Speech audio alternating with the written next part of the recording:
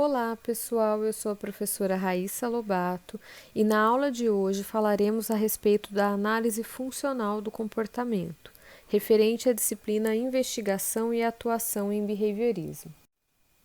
Quando a gente quer entender o comportamento ou a conduta de uma pessoa, é importante a gente investigar duas questões. A primeira delas é identificar o comportamento, ou seja, se perguntar o que ela fez.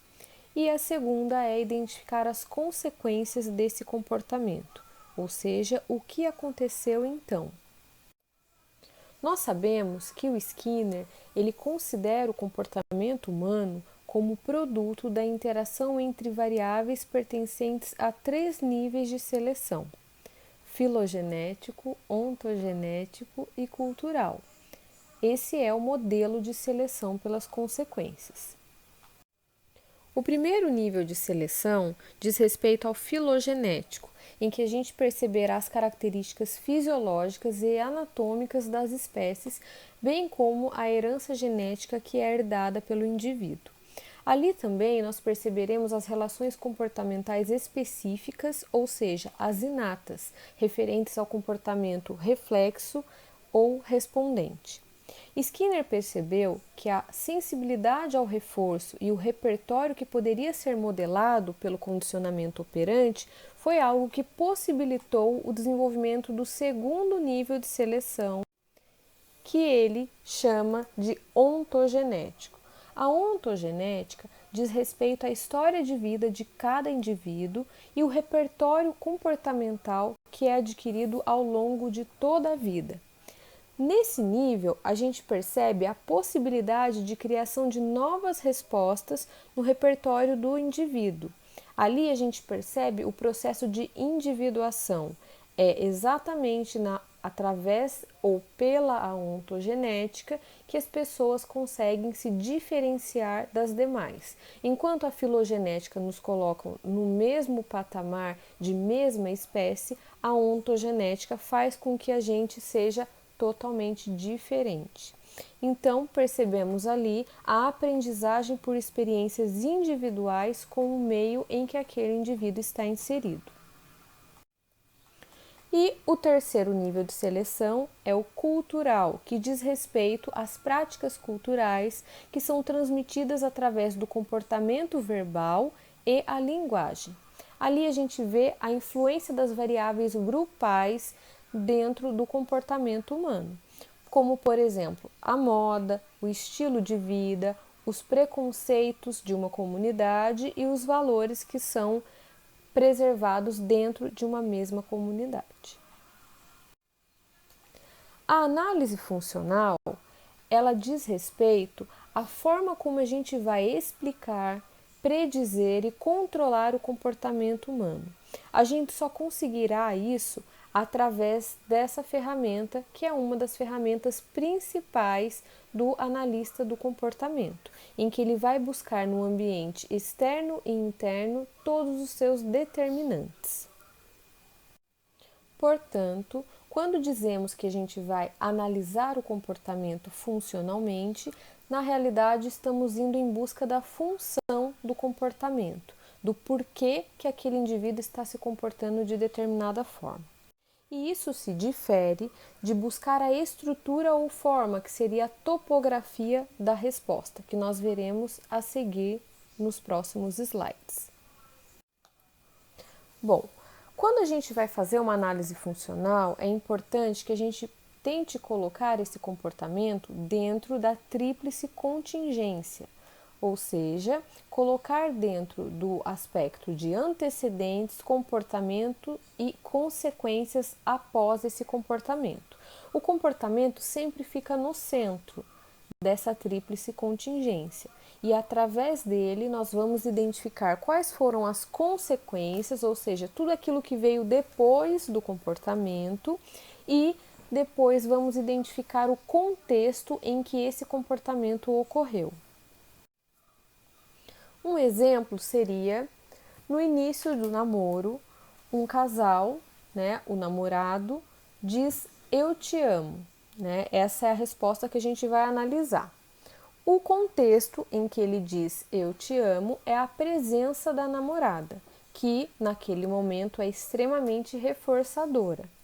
Uma consequência que ele tem logo após emitir esse comportamento de dizer eu te amo é que a namorada o beija e diz eu te amo também.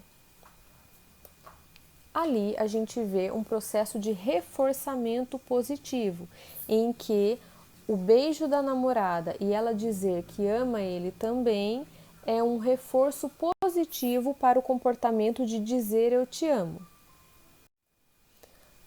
Agora, num outro momento, no final do namoro, a resposta de dizer eu te amo, na verdade, tem um outro contexto e uma outra consequência. Imagina que aquela relação já está desgastada e a presença da namorada se faz como aversiva. E o contexto em que ele vai falar eu te amo é no momento em que ela reclama que ele não é mais o mesmo, em que ela chora ou que ela faz chantagem emocional.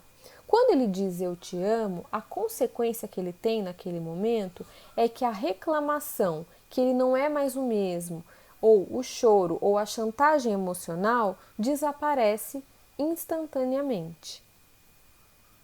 Ali a gente vê um exemplo de reforçamento negativo, em que o comportamento de dizer eu te amo tem a função de retirar esse estímulo aversivo do ambiente, que seria a reclamação, o choro ou a chantagem emocional.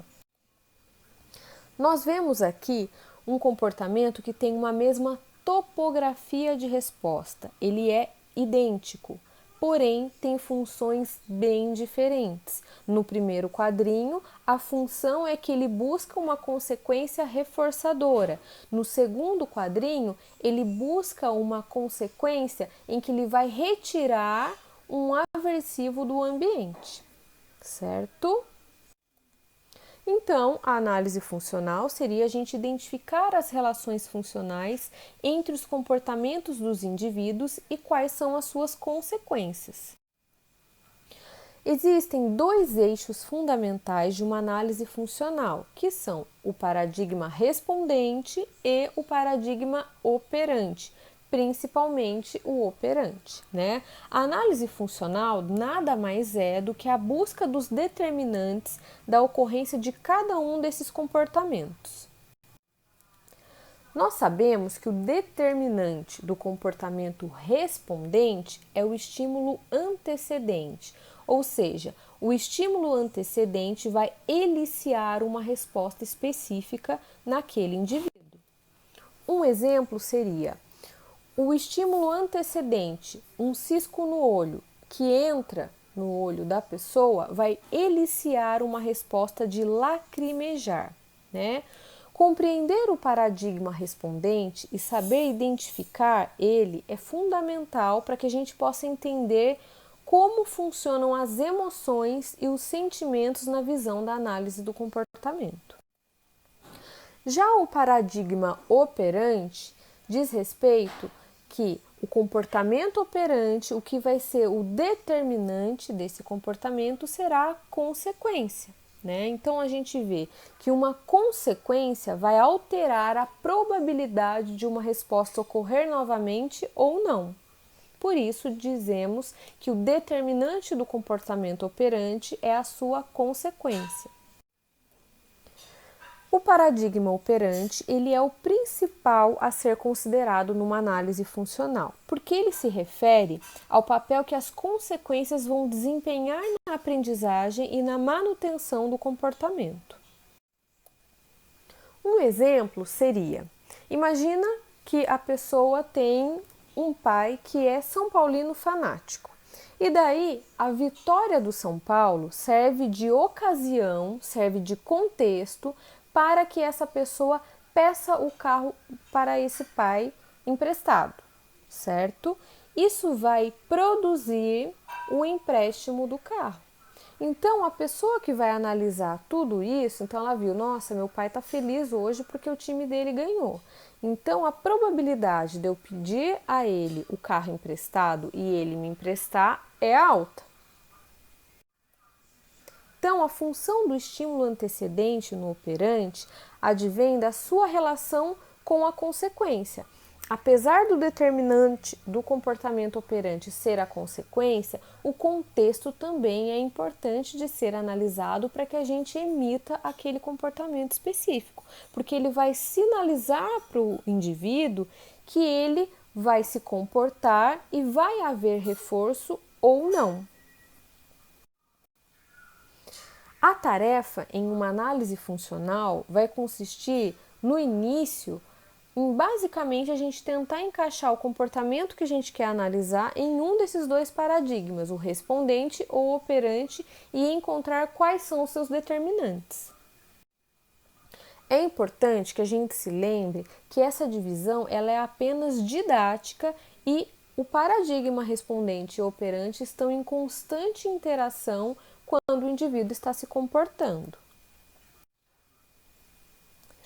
Uma vez que a gente consegue identificar quais são os determinantes do comportamento, é possível que a gente possa predizer, né, ou seja, prever a ocorrência futura de um mesmo comportamento e controlar. Controlar no sentido de aumentar ou diminuir a probabilidade de ocorrência de uma resposta.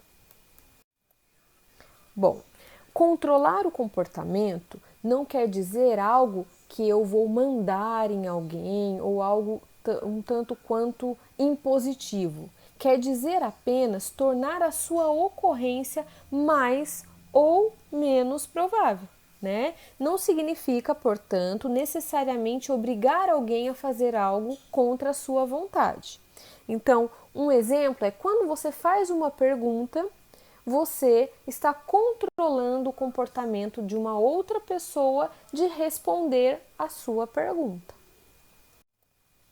O tempo todo, se a gente for analisar, a gente está controlando o comportamento dos outros e os outros também estão controlando os nossos comportamentos. E o analista do comportamento quer entender exatamente como funcionam essas relações de controle, essas relações funcionais. Bom, alguns autores defendem a relevância de se abordar a história de reforçamento com dois argumentos principais.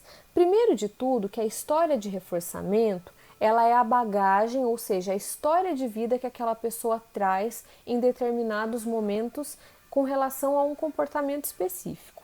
Ela pode nos fornecer dicas de quais são as contingências atuais que são responsáveis pela manutenção daquele comportamento que a gente quer analisar. Temos casos em que apenas as contingências atuais não são capazes de explicar um padrão comportamental quando a gente quer fazer uma análise um pouco mais ampla. Um exemplo disso é um rapaz que, por exemplo, toda vez que ele conhece uma mulher numa balada, num rolê, ele apaga o número logo em seguida. Então ele vai, conhece, fica com essa mulher, se interessa, mas aí logo ao sair ele apaga o número, né? Só que só se a gente tivesse essa contingência atual não seria o suficiente para a gente entender o comportamento dele. Daí quando a gente vai buscar o histórico de reforçamento desse comportamento específico, a gente descobre que ele namorava uma mulher que ele conheceu justamente na balada e essa mulher o traiu e o fez sofrer muito com isso. Desde então, sempre que ele conhece uma mulher na balada e ele pede o número, ele apaga como uma forma de impedir que uma nova relação se estabeleça e que de repente aconteça o mesmo. Então, quando a gente investigou a história de reforçamento dele, a gente conseguiu identificar a função desse comportamento de apagar o número que ele acabou de pegar da menina que ele conheceu. Então, a análise funcional, a gente vai identificar as relações entre o indivíduo e o seu mundo, ou seja, a gente vai observar um comportamento e saber que tipo de consequência ele produz para aquele indivíduo. É uma consequência reforçadora? É uma consequência punitiva? E assim vai.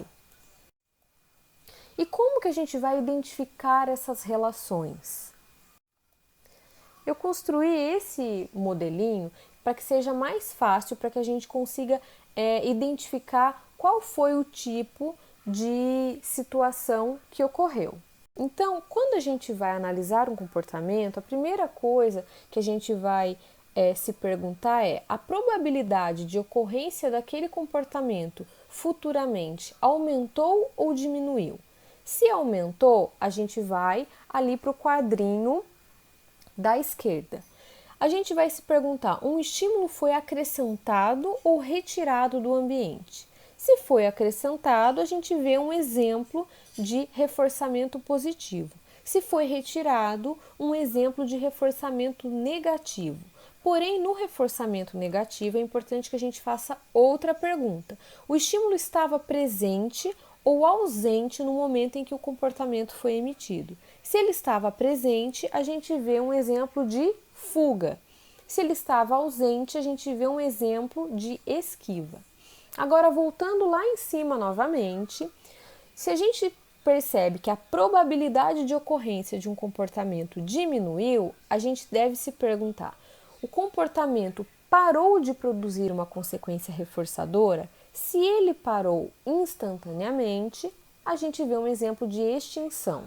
Se ele não parou de produzir uma consequência reforçadora, a gente deve fazer uma outra pergunta: um estímulo foi acrescentado ou retirado do ambiente? Se foi acrescentado, a gente vê um exemplo de punição positiva. Se foi retirado, um exemplo de punição negativa.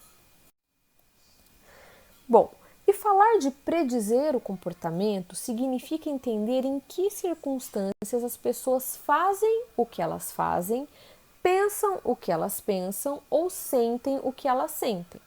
A análise do comportamento busca novos conhecimentos e técnicas que melhorem exatamente essas predições de comportamento. E falar em controlar o comportamento, o que a gente está querendo dizer é a respeito de dispor as condições necessárias e suficientes para que um comportamento se torne provável de ocorrer. Um exemplo é a mãe, quando atende às birras do filho, ela está controlando o comportamento dele, ou seja, está tornando mais provável que ele repita essas birras futuramente.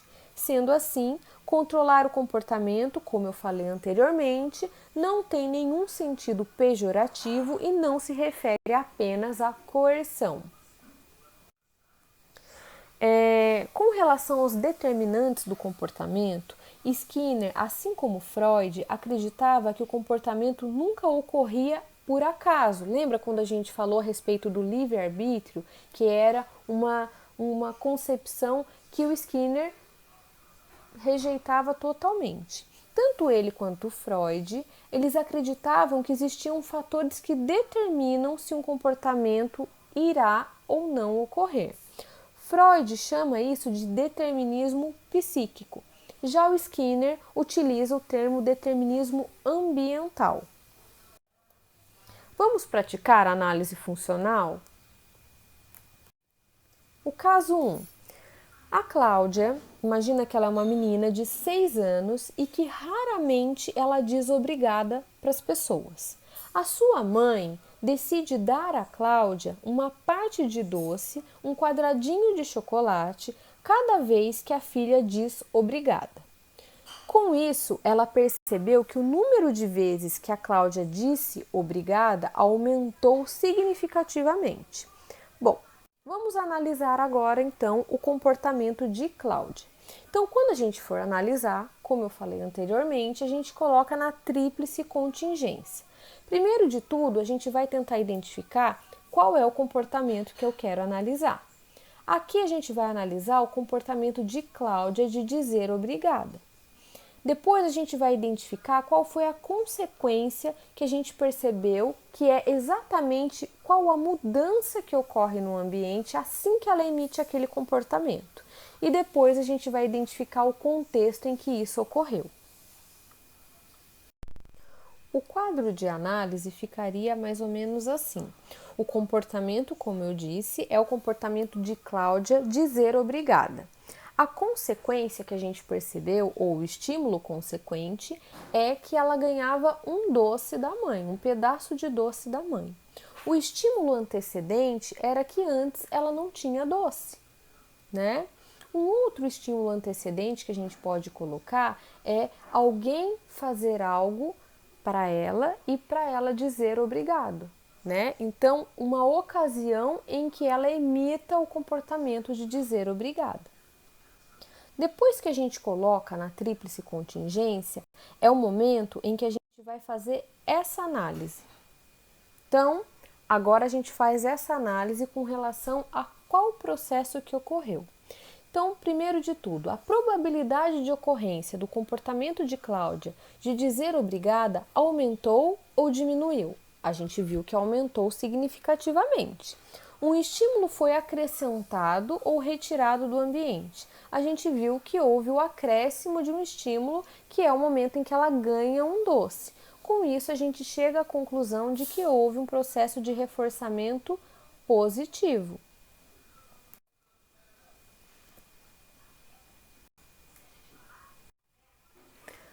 Um segundo caso: uma mulher vai ao cinema levando seu bebê. O bebê começa a chorar e a gritar durante o filme. A mulher dá a seu bebê uma mamadeira. O bebê para de gritar e a mãe pode apreciar o filme. A mãe aprende rapidamente a dar a mamadeira ao bebê sempre que ele começa a gritar. Então, nesse caso, a gente vai analisar o comportamento da mãe. O comportamento da mãe de dar a mamadeira. Então, a gente volta no quadrinho da tríplice contingência. Como eu falei, o comportamento que eu quero analisar é o comportamento da mãe de dar a mamadeira. E dentro da tríplice contingência, o comportamento fica mais ou menos assim. O comportamento que a gente analisou foi o comportamento da mãe de dar a mamadeira. O estímulo consequente, ou seja, a consequência que esse comportamento produziu para a mãe foi que o bebê parou de chorar e gritar e a mãe pôde apreciar o filme.